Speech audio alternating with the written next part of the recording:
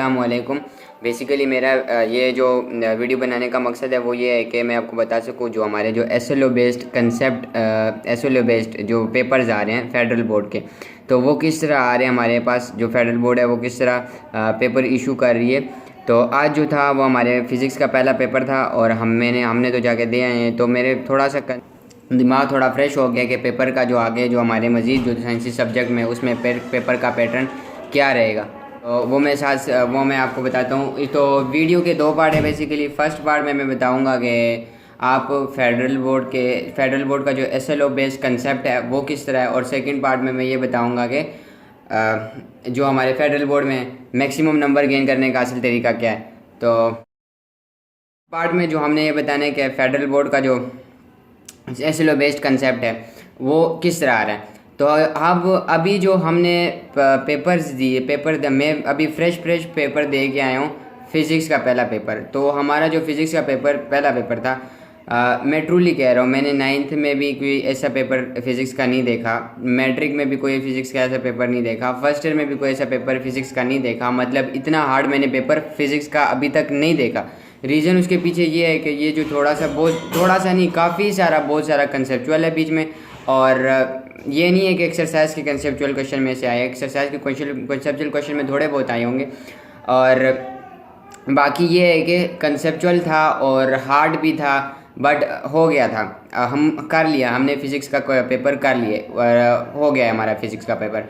और पेपर हो गया, हमारे फ़िज़िक्स का पेपर हमने दे दिया। और जो एसएलओ बेस्ड कंसेप्ट है फिज़िक्स का, जो फेडरल बोर्ड वाले प्रोवाइड दे रहे हैं, प्रोवाइड कर रहे हैं एसएलओ बेस्ड कंसेप्ट, मतलब जिसके थ्रू आपके पास जो पेपर आ रहा है। यानी एसएलओ बेस्ड का अगर आपको मतलब नहीं पता तो इसका मतलब है स्टूडेंट लर्निंग आउटकम, ठीक है। तो फर्स्ट तो ये है कि पेपर्स जो उन्होंने प्रोवाइड किए वो एसएलओ बेस्ड था और बहुत ही ज़्यादा हार्ड था, ठीक है, हार्ड था। हमने तैयारी अपनी पूरी मुकम्मल रखी है। और दूसरा ये कि एसएलओ बेस्ड कंसेप्ट में ज़्यादातर आपके बुक से रिलेटेड नहीं है, पेपर आपके बुक से ज़्यादा रिलेटेड नहीं है। मतलब बुक से है, बुक्स के कंसेप्ट के साथ रिलेटेड है, लेकिन थोड़ा सा उससे थोड़ा सा हार्ड करें, ठीक है। मतलब आपके अगर बुक से ग्रिप हुई हो तो आपका जो पेपर्स को करने का तरीका है तो वो आपका मतलब पेपर्स आपका मुकम्मल हो जाएगा, कंप्लीट हो जाएगा, नंबर आप गेन कर लेंगे। लेकिन पेपर हार्ड था, हमने जो पेपर दिया काफ़ी हार्ड था। और एसएलओ बेस में जो है फ़िज़िक्स में ये जो फेडरल बोर्ड है हमारा अपना बोर्ड, तो इसमें वो फेडरल बोर्ड में फ़िज़िक्स की जो है न्यूमेरिकल्स के लिए और एमसीक्यूज़ के लिए उन्होंने अपना फार्मूलाज जो है वो पेपर में प्रोवाइड कर रहे हैं। मतलब जो पेपर होता है, क्वेश्चन पेपर होता है, उसके आपके पास बैग में फार्मूलाज वगैरह होते हैं, ठीक है। वो कौन प्रोवाइड करता है? ये आपके क्वेश्चन पेपर के बैग में ही लिखा है। मेरे पास एक क्वेश्चन पेपर है फेडरल बोर्ड का सेकेंड ईयर का, जो मैंने अभी फ्रेश दिया है। तो उस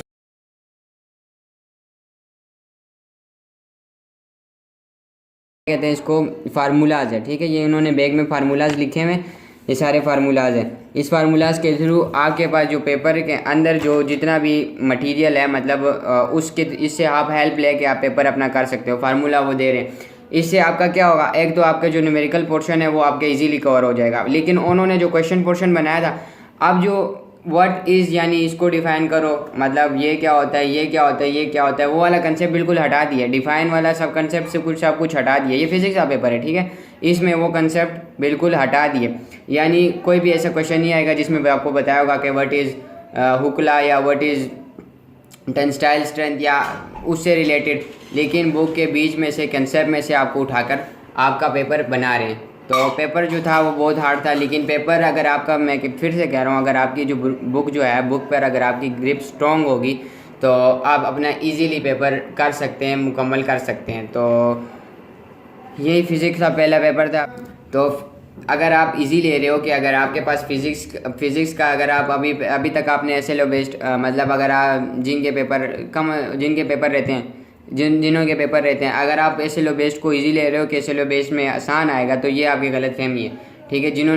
इन्होंने फिज़िक्स का पेपर जिस तरह बनाया ना, बहुत ही ज़्यादा हार्ड बनाया था। और हार्डली में इसमें से मतलब हार्डली कुछ ज़्यादा ज़्यादातर ही बच्चे ऐसे होंगे जो फुल मार्क्स अटेंड कर सकेंगे। ठीक है, जो दूसरा इशू आ रहा है मेरा, तो खैर मेरा भी जो पेपर में एक दूसरा इशू आया वो मेरा एक ये आया कि मेरी राइटिंग थोड़ी सी स्लो है। अब जिनकी राइटिंग थोड़ी स्लो है तो उनको ज़्यादा मेहनत करनी पड़ेगी। फिज़िक्स में आपने ग्राफ्स भी बनाने होते हैं, फिज़िक्स में आपने उसके रिलेटेड फार्मूलाज वगैरह भी लिखने होते हैं आंसर में, क्वेश्चन में उसको हाईलाइट भी करना होता है। तो इससे मेरा टाइम जो वगैरह होता है वो बहुत ज़्यादा मेरा कम हो गया था। तो एक मेरे साथ ये प्रॉब्लम भी थी। बाकी पेपर जो था ना वो मुश्किल था, पेपर मुश्किल था, एसएलओ बेस्ड कंसेप्ट। इससे मैंने एक ये लिए, अगर मैं बाकी जो मेरे सब्जेक्ट है उसको मैं अगर लूँ इजी, तो वो चैप्टर मेरे जो सब्जेक्ट है बाकी वो मेरे घर को जाने, ख़राब हो जाने। इससे अच्छा इस पर अपनी ग्रिप बाकियों पर, इससे पहले इससे हमारे पास हमारे अकल हमारे अंदर आ गई है कि फ़िज़िक्स से जो पहले जब फिज़िक्स से हमारे अंदर अकल आ गई है। ठीक है, फिज़िक्स से हमारे अंदर अकल आ गई, फिज़िक्स ने मेरे अंदर अकल डाल दी है कि बाकी जो एसएलओ बेस्ड कंसेप्ट है इसको ईजी ना लो, मुश्किल है काफ़ी। अब तो पार्ट 2 में मैं आपके साथ ये गेस करने वाला हूँ इस वीडियो के पार्ट 2 में कि हाँ फेडरल बोर्ड में मैक्सिमम मार्क्स कर लेने का तरीका क्या है। तो मैं वैसे भूंगिया नहीं मार रहा अपने से, मैंने फेडरल बोर्ड में मार्क्स लिए हैं, यानी फ़र्स्ट टाइम मेरे आए थे 418 मार्क्स। मैंने इम्प्रूवमेंट दी और मैंने अपने इम्प्रूवमेंट से कुछ सीखा, उसकी वजह से मैंने अपने मतलब फेडरल बोर्ड में जो हमारा बोर्ड है उसमें मैंने मार्क्स गेन किए। अभी जो मेरे करंट मार्क्स है यानी फर्स्ट ईयर के जो करंट मार्क्स है वो ये है, मैं जो आपको ऊपर यहाँ इस साइड पर जो शो कर रहा हूँ ये मेरे करंट फर्स्ट ईयर के। और इसको एक आसान तरीका है फिज़िक्स फेडरल बोर्ड में मैक्सिमम मार्क्स गेन करने का। जो सबसे आसान तरीका ये है कि भाई साहब आप ये करो, आपके पास अगर क्वेश्चन आता है, क्वेश्चन वो देता है फर्स्ट सपोज, तो अगर आप बायो पेपर्स पर भी डिपेंड्स करता है आपके कौन सा पेपर दे रहे हो, बायो का दे रहे हो, फिज़िक्स का दे रहे हो, केमिस्ट्री का दे रहे हो। तो अगर वो आपको क्वेश्चन दे कि व्हाट इज़ एंजाइम लाइक, अगर आप बायो का पेपर कर रहे हो और वो आपसे एंजाइम में पूछ ले, आप उसमें अगर आप उसने पूछा भी नहीं है कि आप डायग्राम्स वगैरह बनाओ, तो आपके पास मस्ट है यार, अपनी अकल आप यूज़ करो, अपने अकल जो अल्लाह ताला ने दी हुई है ना, इसको यूज़ करके ना आप एंजाइम्स की डेफिनेशन विद उसका डायग्राम, थोड़ा सा नीचे एक्सप्लेनेशन की हेडिंग देके एंजाइम को थोड़ा एक्सप्लेन करो, ये कैटेलाइज करता है बायोकेमिकल रिएक्शन को आगे पीछे, और उसका डेफिनेशन लेके ह्यूमन एंजाइम टेम्परेचर कितने पे और करता है, इस तरह प्लांट वगैरह, इतने इस तरह रिलेटेड आप क्वेश्चन उसमें से थोड़ा मटीरियल और गेन को, यानी एक मतलब एक जो फर्स्ट पॉइंट है कि आप जितनी ज़्यादा हेडिंग्स डालोगे, हेडिंग्स ठीक है, और जितने ज़्यादा डायग्राम्स बनाओगे मतलब रिलेटेड उस क्वेश्चन के रिलेटेड, हर क्वेश्चन में डायग्राम नहीं बनते लेकिन जितने रिलेटेड जिसके साथ क्वेश्चन के साथ डायग्राम बनते हैं तो उसमें लाजमी आपने डायग्राम बनाना है। डायग्राम और ये हेडिंग्स, ये दोनों आपके पेपर के प्रेजेंटेशन को बहुत ही ज़्यादा ज़बरदस्त करते हैं। दूसरा पॉइंट, पेपर का प्रेजेंटेशन। ठीक है, पेपर प्रेजेंटेशन, पेपर अगर यार मैंने इस तरह बच्चे भी देखे ना जो पूरा साल पढ़ते ही नहीं है, मतलब मार मार के पढ़ते हैं, इस तरह अपना दिल लगा के नहीं पढ़ते, थोड़ा थोड़ा बस करके पढ़ते हैं, लेकिन जब साल का आखिर में आता है ना, वो बच्चा जो ज़्यादा मार्क्स गेन कर, लोग समझते हैं ये ज़्यादा मार्क्स गेन करेगा, हर वक्त बैठा रहेगा और पढ़ाई करेगा, वो बहुत ज़्यादा फिर कम आखिर में ले लेता है।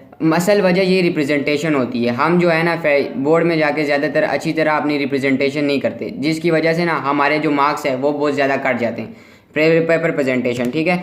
और टाइम मैनेजमेंट, तीसरा पॉइंट, टाइम मैनेजमेंट। जितना आप टाइम मैनेज करोगे उतना आपके पास ज़्यादा मटेरियल या कंटेंट जो है उसको डालने का मौका आएगा। तो जितना ज़्यादा आप टाइम को अपने बचाओगे, एक सेकंड को बचाओगे, एक मिनट को बचाओगे, क्योंकि इस बहुत ज़्यादा बोर्ड मैंने इस तरह देखे हैं, आपने मैंने 10 मैट्रिक में अपने बोर्ड में एग्ज़ाम दिए तो बहुत ज़्यादा सख्त बोर्ड था, उन्होंने हमें 5 मिनट भी जस्ट एक्स्ट्रा नहीं दिए कि हम अपना जो है 5 मिनट एक्स्ट्रा लेके अपना जो बाकी जो पेपर रह गया उसको कवर कर ले। तो टाइम मैनेजमेंट बहुत ज़्यादा अहमियत है ये।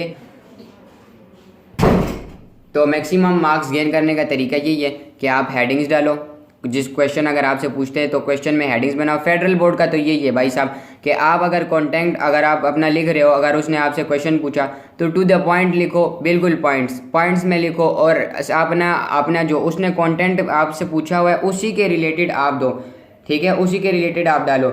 आगे पीछे से अगर आप खुंगियाँ जोड़ते रहोगे या जो मारते रहोगे उसकी वजह से आपको नंबर कोई नहीं मिलने वाले। तो डायग्राम्स, हेडिंग्स, सब हेडिंग्स, ये मार्कर्स और कट पिन मार्कर्स अगर ज़्यादा हो सकता है तो यूज़ करो, कट पिन मार्कर ज़्यादा अच्छा होता है लिखने में। और बाकी जो है इसको डायग्राम्स और हेडिंग्स ये दोनों चीज़ें मस्ट है, ठीक है। और पेपर की प्रेजेंटेशन, इसको यही वजह है जिसकी वजह से मैंने फर्स्ट ईयर में अपने मार्क्स खो दिए थे।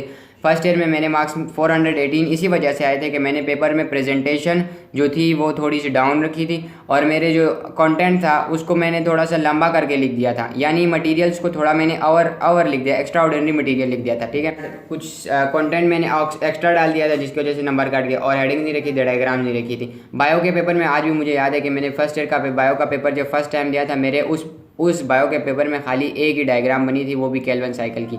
तो इसकी वजह से मेरे नंबर कट गए। बायो में मेरे I think 63 something out of 785 आए थे। बट जब सेकंड टाइम मैंने बायो का पेपर वही दिया तो मैंने काफ़ी इम्प्रूव किया, नहीं 74 तक ले गया मैं उसको।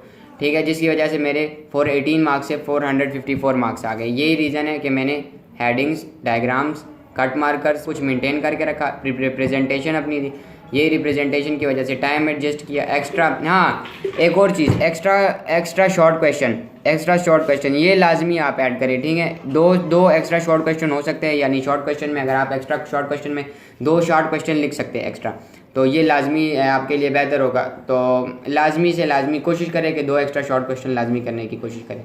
तो इससे ये होगा कि एग्जामिनर जो है उसको अगर आपके एक शॉर्ट क्वेश्चन गलत, मतलब वो आपका एक शॉर्ट क्वेश्चन लेट सपोज काट देता है अपनी, यानी वो देखता है कि ये गलत आपने लिखा है, तो जो दूसरा आपने शॉर्ट क्वेश्चन लिखा है तो उसकी वजह से वो एग्जामिनर आपको उसके मार्क्स इधर दे सकता है। तो ये एक्स्ट्रा शॉर्ट क्वेश्चन जो है ना, इसको लाजमी अटैम्प्ट किया करें। अगर आपसे लॉन्ग नहीं हो सकता, खैर लॉन्ग को ना करें, बट ये एक्स्ट्रा शॉर्ट क्वेश्चन लाजमी अटैम्प्ट करें।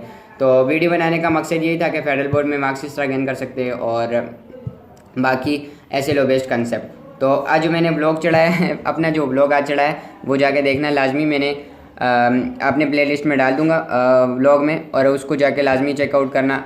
तो वो जस्ट मैं फ़न के लिए, अपने लाइफ को अपने फ़न के लिए मैं जो है व्लॉग्स चढ़ाता रहता हूँ कभी कभार जब बाहर जाने का मौका मिले। और बाय द वे मैं जो है फेडरल बोर्ड का स्टूडेंट हूँ और मेरी सेकेंड ईयर चल रही है और मेरे आज सेकेंड ईयर का फर्स्ट फिज़िक्स का पेपर था, तो थोड़ा सा मैंने खुद सीखा, तो मैंने कहा चलो आपके साथ शेयर कर लूँ। तो मेरा फ़र्क बनता है कि आपके साथ शेयर करूँ। और बाकी अपना ख्याल रखें, अल्लाह आप सबको आबाद रखे और खुश रहे, और बस मेरे लिए भी दुआ करें कि भाई भी आपका बहुत आगे जाए और हम भी आपके लिए दुआ करते रहेंगे, और अपना भी ख्याल रखें और चैनल का भी ख्याल रखें। और बाय द वे, अल्लाह हाफिज़।